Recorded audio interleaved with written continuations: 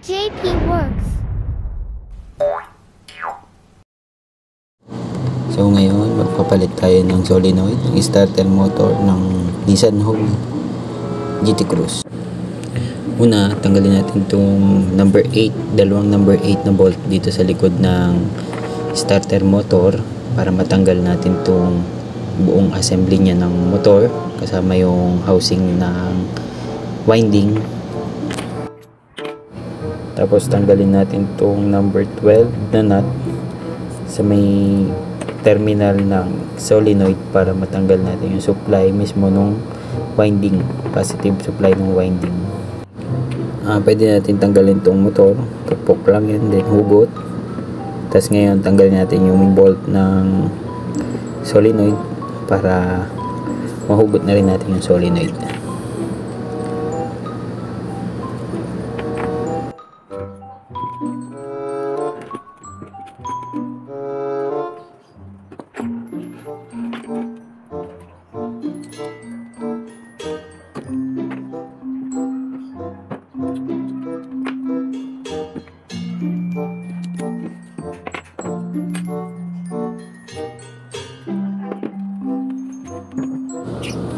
Ito yung nabili natin bagong starter solenoid, part number SS1227 para sa Nissan Urban Escapade. Same siya sa Nissan Homi kasi pareha silang TD27.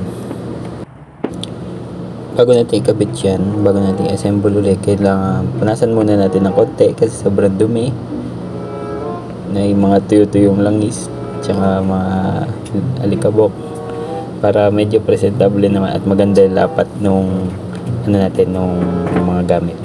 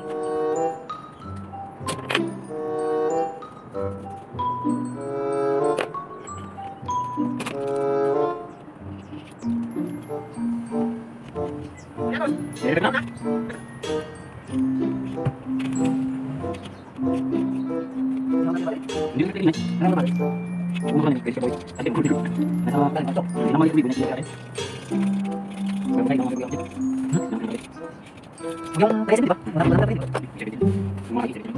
May gratis sila kayo, kwenta. Kasi yung lumang tuloy. Pwede natin buksan natin. Ah, yan naman. Pasal isa.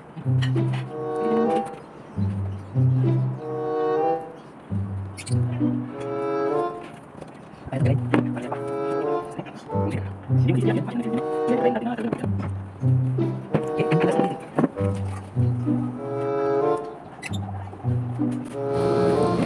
Ngayon naman, lagyan natin ng grasa yung mga moving parts para smooth yung ano niya, yung operation niya. Pag binalik natin lahat, tsaka malilis natin yung friction. Pwede daw magpahiram si Lodi naman. Ngayon nagrasahan na natin, pwede natin ibalik yung or i-reassemble ulit yung solenoid. Kabit natin yung lever na nakapatong siya sa spring kasi yung purpose ng spring is magbalik once na tinulak ng solenoid yung pinion gear. Ayan, yun, i-bolt natin, balik natin yung 10mm na bolt, pitan. Siguraduhin lang natin na maganda yung lapat ng solenoid dun sa housing.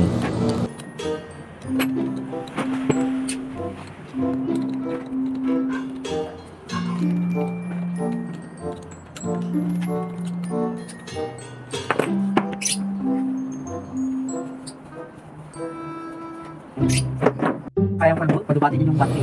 Tapos, lagyan natin ng konting grasa itong sa shaft ng ating motor para maiwasan natin yung kalawang. Also, para malagyan din ng pang smooth lubrication ba. Then, tsaka natin ikabit dun sa housing ng ating starter. para matapos na to.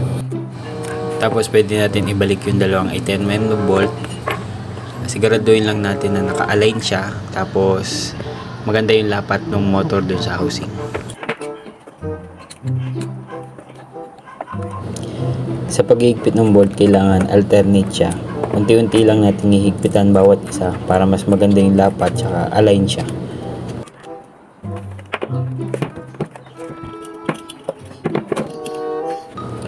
Siyempre, bago natin i-terminate tong lugs na to dun sa likod ng terminal ng solenoid, kailangan lihahin muna natin siya para luminis yung mga dumi doon sa lugs.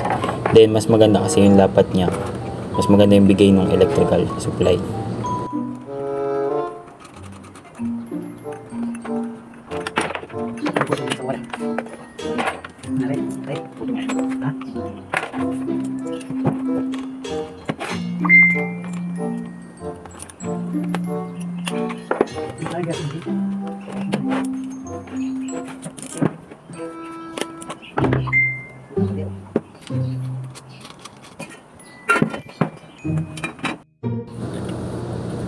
Ngayon, kailangan natin testingin yung bagong kalit na solenoid. Gamit tayo ng dalawang pang jumper wire. Kabit natin yung isa sa positive, tapos yung black naman doon sa negative.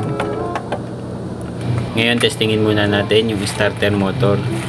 Testingin natin yung solenoid kung papalo ba yung pinion gear dito sa maliit na terminal. Yes! So yun, goods. Pumalo yung pinion. Ngayon naman, pagsabayin natin yung terminal na 13mm taka yung sa solenoid. So ayos, pumapalo, then umiikot yung motor natin. So goods, ayos yung ating na-repair.